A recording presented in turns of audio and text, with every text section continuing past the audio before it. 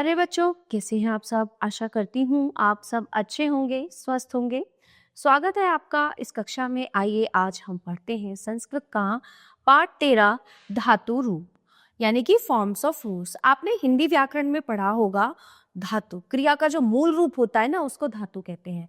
अब क्रिया क्या होती है? क्रिया जो भी काम हम पूरे दिन करते हैं ना, खाना, सोना, पढ़ना, जागना, ठीक है, उठना, खेलना, नाचना और कार्य करना, कुछ भी हम कार्य करते हैं तो वो क्रिया होता है। अब इसका क्रिया का जो मूल रूप उसको धातु, जैसे सोना का सो तो इसका धातु रूप हुआ, रूट हुई।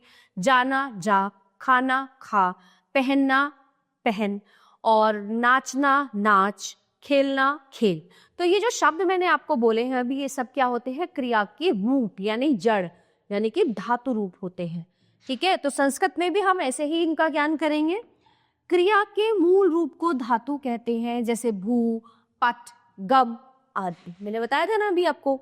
धातुओं के साथ ती, तह, अंति आदि प्रत्यय लगाकर जो क्रियापद बनते हैं उन्हें तिंगत पद कहते हैं, तिन पद कहते हैं। जैसे भवती, पठती, गच्छति आदि आदि। क्रियाएं दो प्रकार की होती हैं, सकर्मक और अकर्मक, है ना। मैंने व्याकरण में भी समझाया था। तो सकर्मक, अकर्मक। सकर्मक मतलब जिनके साथ कर्म लगा होता है, तो जिन दे क्रियाएं जिनके साथ कर्म हो वो सकर्मक क्रियाएं होती हैं। जैसे मोहन पुस्तक पढ़ता है, मोहनः पुस्तकम पठति। यहाँ पुस्तकम शब्द पठती क्रिया का कर्म होने से पठती को सकर्मक क्रिया कहेंगे।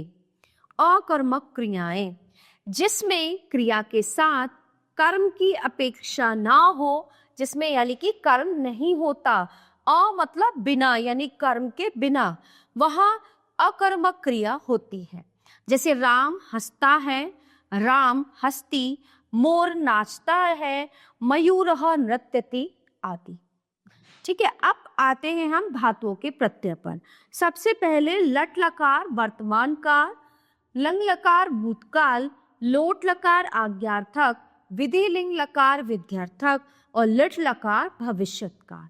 जैसे अतः, अति, अतः, अंति, असि, अथः, अथ, आमि, आवह, आमः, अत, अताम, अन, अह, अतम, अत, अम, आव, आम, अतु, अताम, अंतु, अ, अतम, अत, आनि, आव, आम, एत, एताम, एयु, एतम, एत, एयम, एव, एम।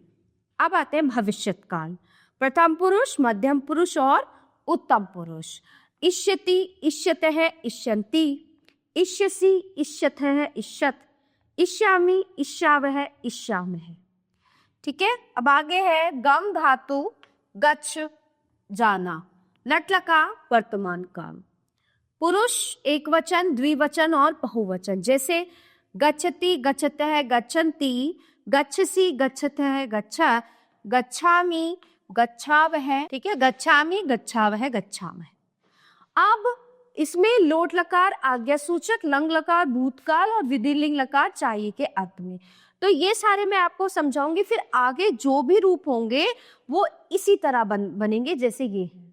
ठीक है, जैसे गच्छतु, गच्छताम, गच्छन्तु, गच्छ, गच्छतम, गच्छत, गच्छानि, गच्छाव, गच्छा, अगच्छत, अगच्छताम, अगच्छन्, अगच्छः, अगच्छतम, अगच्छत, अगच्छम, अगच्छा, अगच्छ।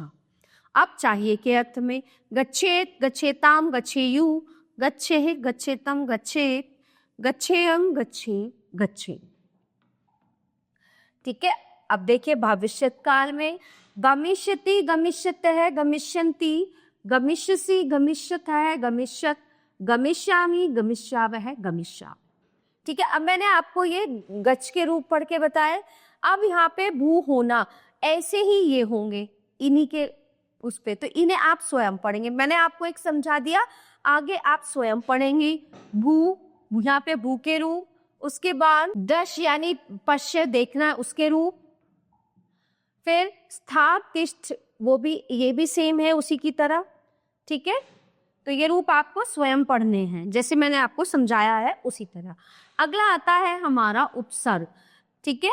अब जो संस्कृत की व्याकरण है और हिंदी की व्याकरण है, ये दोनों एक जैसी होती हैं क्योंकि संस्कृत से ही हिंदी निकल के आई है। तो अब यहाँ पे उपसर्गों की संख्या 22 होती है तथा उपसर्ग हमेशा धातु से पहले लगते हैं। आपको व्याकरण में भी पढ़ाया गया है कि उपसर्ग हमेशा धातु से पहले लगते हैं। अब ये सब तो उपसर्ग है।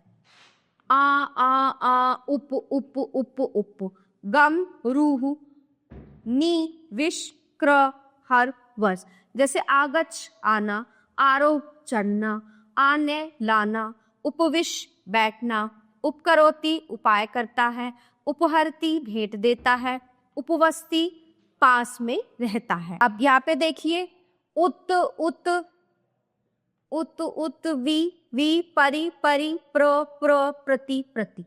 जैसे उत्तिष्ठति उठता है, पत उत्पत्ति उड़ता है, उच्चरती बोलता है, हर उद्धरती बचता है बचाता है, विहर विहरती विहार करता है, विचर विचरती घूमता है। ठीक है। परिधा परिधति पहनता है, परिभू परिभवती तिरस्कार करता है, प्रणयति बनाता है, भू प्रभवती उत्पन्न होता है, प्रतिकरोति उपाय करता है, प्रतिवदती जवाब देता है। तो ये 22 उपसर्ग होते हैं। अब बारी आती है प्रत्यय की। ठीक है। प्रत्यय हमेशा धातु के अंत में लगता है। ठीक है। ये ध्यान रखना कि ये धातु के शुरू में लगता है और ये धातु के अंत में लगता है। कैसे? देखिए ये तो सब धातुएं हैं और ये इनमें प्रत्यय लगे हुए हैं। जैसे पठत्वा पठित्वा पढ़कर, खादत्वा खाकर, नत्वा नमस्कार करके, दृष्टवा देखकर, स्थित्वा बैठकर, भूत्वा होकर, गत्वा जाकर, श्रुत्वा सुनकर, चलित्वा चलकर, हसित्वा हंसकर। ठीक है।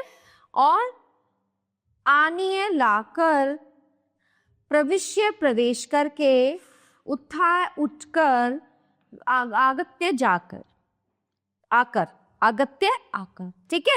इस तरह से ये प्रत्यय होते हैं। प्यारे बच्चों, ये हमने पाठ पढ़ा धातु रूप, जो यहीं पे समाप्त होता है। आशा करती हूँ आपको अच्छे से समझ आया होगा।